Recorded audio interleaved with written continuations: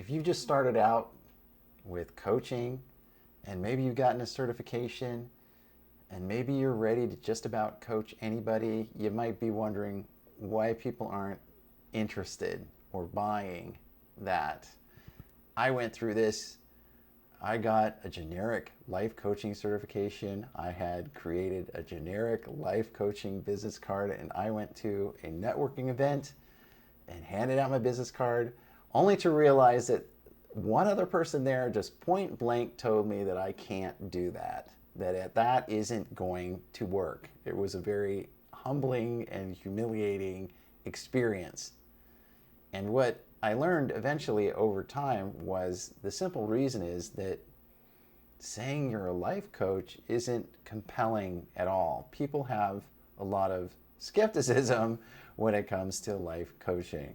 So that's a hurdle that you're going to have to overcome. Most people don't really think of hiring a coach, and most people don't really know what coaching is.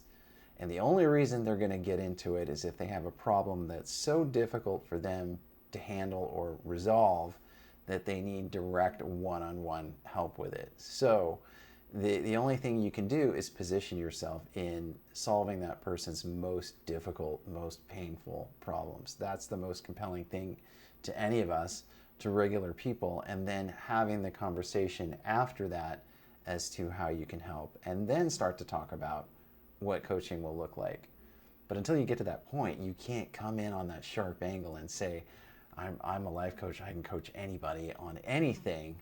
That may be true, but for somebody to actually put their money down, they need to know exactly what you're going to solve for them. And that takes a lot of time and self-reflection as a coach. It took me many years in many different contexts and bouncing around from career coaching to individual coaching to relationship coaching, and getting into these different contexts to figure out that really there's only a narrow subset of ways that I can speak about this in order to get through to people.